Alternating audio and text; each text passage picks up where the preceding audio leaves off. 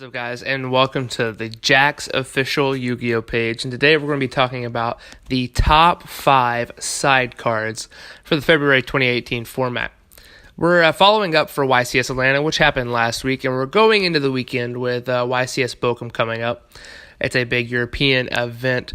And following YCS Atlanta, I think we had a lot of clarity on what decks are going to be the best decks and which cards are going to be the best cards to main and side. And so I felt like bringing this list for the channel was a good idea to not only shed some light on what cards you should be focusing on in your side, but also for some great content. So we're going to go ahead and start off with our top 5, and we're going to go 5 all the way down to 1, and we're going to start out with number 5, and that is a pair we have here, Cosmic Cyclone / Twin Twisters. Whichever ones you don't main, the other ones should be probably in your side in some form. Both are great removal cards. Both can do things like clearing back row and hitting very important field spells, which, if we know right now, field spells are very important in a lot of strategies, and important to stopping your opponent is getting rid of those field spells. Cosmic Cyclone may be the better option, though you got to pay your 1,000 life points. You are banishing cards, and instead of destroying them, it just targets and banishes and gets rid of the problem right away. It's really good against Pendulum Magician and against True Draco because you're getting rid of those cards. You're not putting them in the graveyard for True Draco. You're not popping them and maybe letting them go off for the Nastrograph. Against Pendulum Magician, now Cosmic Cyclone is not quite as good against Pendulum Magician as it used to be. Now they're playing 3 Astrograph and you have Electrum and stuff like that. But there's still very strong cards that are good against a lot of strategies, and they should definitely be taking a look at your side if they're not going in your main. Number 4, we're putting a hand trap, and that's Ghost Reaper and Winter Cherries. Now, Winter Cherries is really only specifically for one deck. You could, if you would like, to put in an ABC Dragon Buster in your extra, but most of the time, if you're playing Winter Cherries, you're going to be playing Electromite. Electromite is the card that is the key to the Pendulum Magician combos, and it's the card you really need to hit the most. I've seen this card straight up just win the games by itself because Electromite is so important to the combos now currently, and Magicians don't really have a way to search Time Pendulum Graph for a defense like they did in the past when they can't go off in their combos. Now, they can still end up with a Cerberus and a Vortex if you're playing against that build, and that build is gaining a lot of popularity as we see with Cerberus and Jackal going up in price. Ghost Reaper is still very strong if your deck's not very good against Pendulum, and if you have the ability to play multiple hand traps, you should be playing this card in your side deck. If it hit more, I would say play it in the main. I don't think it hits enough. It does hit Spiral, but Spiral it had one in top 4, but it was the only deck in top 32 at all for YCS Atlanta when it comes to Spiral, and I think it's just fallen off to the point where playing Ghost Reaper in the main may not be the best choice, but as we said, these are the best side cards, and I think Ghost Reaper is a very solid choice if you can get your hands on them.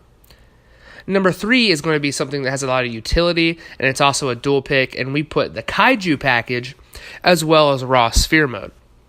Now, the Kaiju package, you guys know, it's good against pretty much everything. It's good against Pendulum Magicians. It's good against True Draco. It's good against Dino. It's good against decks that put up pretty good, strong boards or monsters that your deck don't have a great job of dealing with.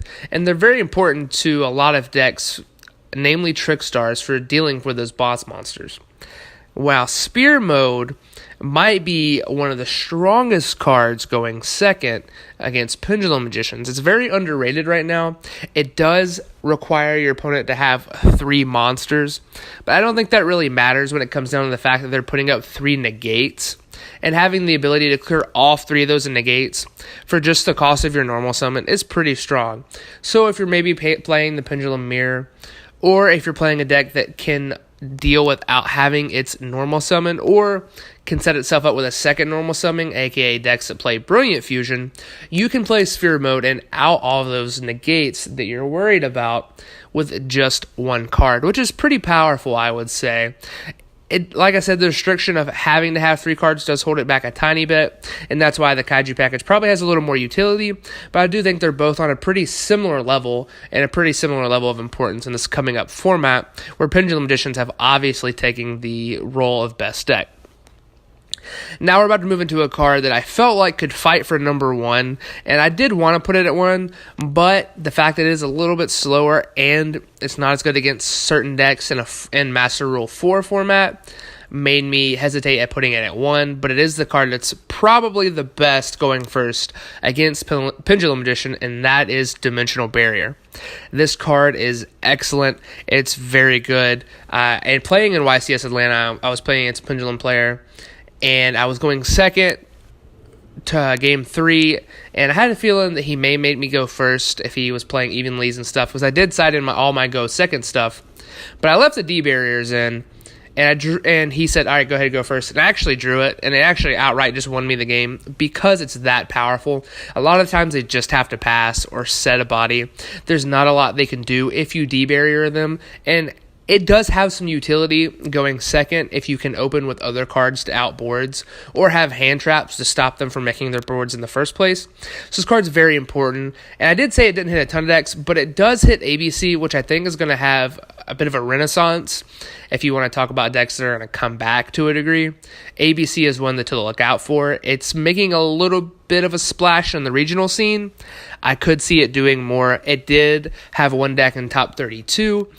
And I think it might be a little underrated. People aren't playing it as much. So Dimensional Barrier does hit that deck a little bit. They won't be able to make their busters. And you're going to force them to create probably something like a Baguska or a Tornado or something like that. And you can out those cards if you really need to.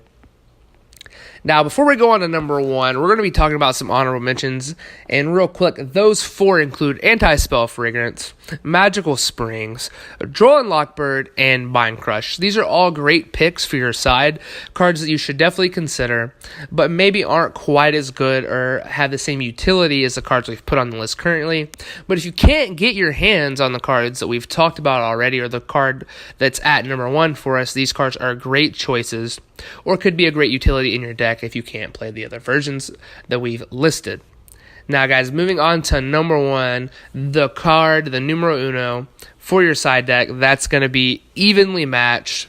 Now, I know there's a debate going on that Evenly Matched may not be as good as it was in the past, and there's a degree of truth to that. It's still a super important card. It's not nearly as good as against Pendulum as it used to be. It actually was a blowout against Pendulum before. It was an amazing card against them. There's not a lot they could have done about it, but now that they put up all these negates, it's not quite as powerful. But I think with Evenly Matched, you're looking more at the decks you're not sure you're going to run into, or maybe decks that you struggle with, your deck struggles with consistently. And I think things like that will be Stun, True Draco, Dino to some degree if they do clear board and they end up with like a Winda and a Conductor. You got to make them choose there. Different things like that if you don't have Kaijus. Evenly Matched is really powerful against those decks. And also, it is still good against Pendulum if you can stop them from setting up, or if you can Kaiju their negates. Setting up, maybe running Kaiju a Vortex, running over the Naruto, then going Evenly Matched is still a really good thing to do because you are going to get rid of their scales. So the card still has a ton of utility. It's really good against rogue decks. It's good against some of the slower meta decks. It's an all-around very good card. The utility is what brings it to 1. Dimensional Barrier, why? Probably the most powerful against the best deck, doesn't have the same utility that something like Evenly Matched does. And I think that's something you have to look out for when you're siding. There's a reason that this card is still $50. Probably $70 now. I haven't looked in a while. It was around the $50 price range, $60 price range when we went into YCS Atlanta. It's probably going to go up a little bit. And I think Ash Blossom's going to go down because that card's not quite as good as it was because of Pendulums.